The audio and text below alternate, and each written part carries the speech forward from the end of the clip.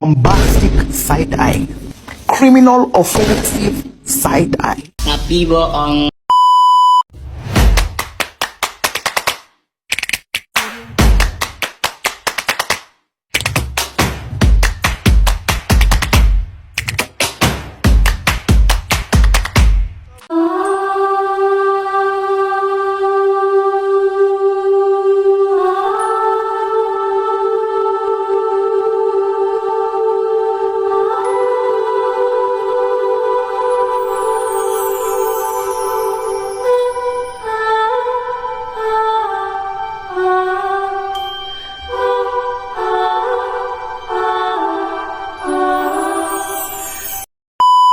Pada kesempatan kali ini, izinkan saya membahas materi mengenai hukum-hukum dasar kimia. Nah, sebelum kita membahas tentang persamaan reaksi kimia, ada baiknya kita harus tahu apa itu reaksi kimia. Reaksi kimia adalah proses di mana satu atau lebih zat diubah menjadi satu atau zat yang berbeda dan menghasilkan produk yang baru. Hukum-hukumnya yang pertama, hukum-hukum kekebalan massa atau hukum Lavoisier, yaitu dalam reaksi kimia, massa total zat sebelum dan sesudah reaksi adalah tetap. Contohnya dalam kehidupan sehari-hari, proses pembakaran ketika kayu terbakar, massa abu dan gas. Yang kedua, hukum perbandingan tetap atau hukum Peirce. Senyawa kimia terbentuk dari unsur-unsur penyusunnya dengan perbandingan massa tetap. Contohnya dalam kehidupan sehari-hari adalah air atau H2O. Selalu tersusun dari hidrogen dan oksigen dengan perbandingan massa 1:8. Selanjutnya, hukum perbandingan berganda atau hukum Dalton. Jika unsur membentuk lebih dari satu senyawa, maka perbandingan massa salah satu unsur yang bergabung. Contohnya dalam kehidupan sehari-hari, karbon dan oksigen. Nah, yang keempat, hukum perbandingan volume atau hukum Gay-Lussac. Pada suhu dan tekanan yang sama, volume gas yang bereaksi dan hasil reaksinya memiliki perbandingan bilangan bulat sederhana. Contohnya reaksi pembentukan air.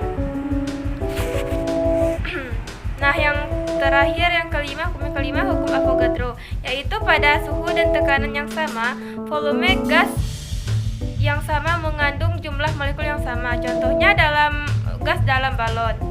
Nah, selanjutnya persamaan reaksi kimia, yaitu pernyataan yang ditulis dengan rumus kimia.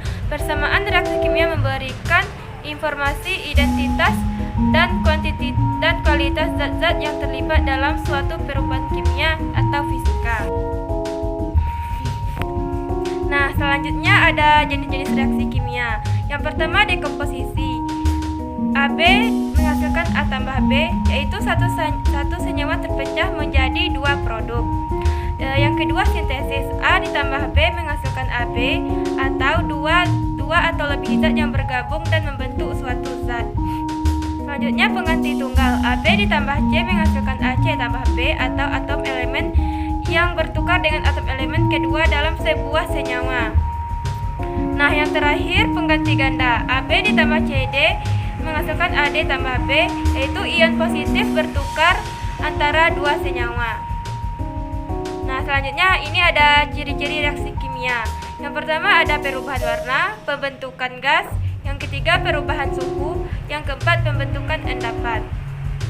Reaktan ditempatkan di sisi kiri tanda panah yang mengarah ke kanan pada sisi kanan.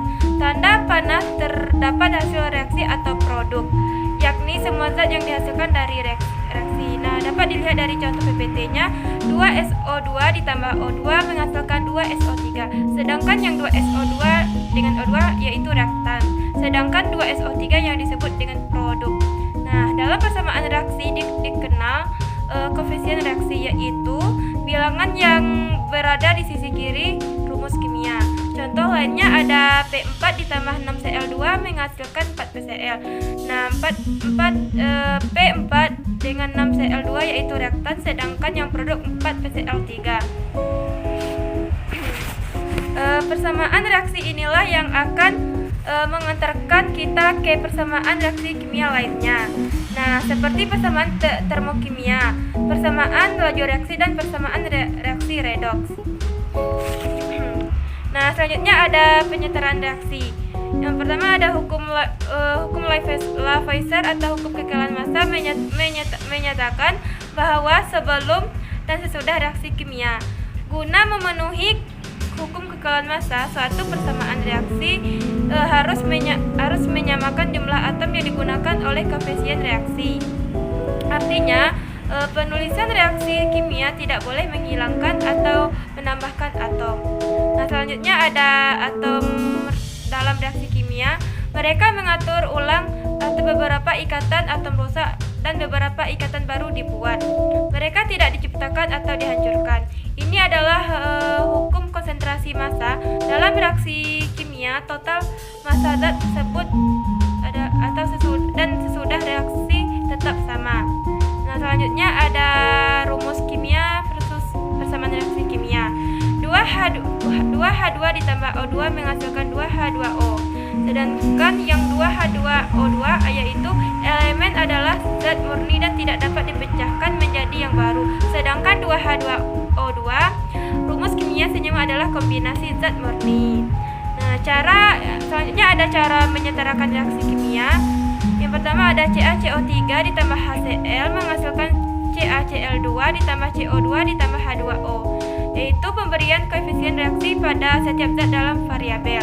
Nah, yang kedua reaktan dan produk, yaitu mereka membentuk reaksi kimia dan diwakili dalam persamaan kimia.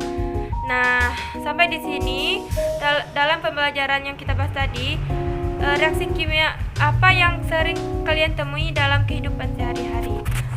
Oke, nah kesimpulan dari PPT yang saya buat yaitu reaksi kimia adalah proses perubahan zat dari reaktan menjadi produk dengan menjaga susunan atom sesuai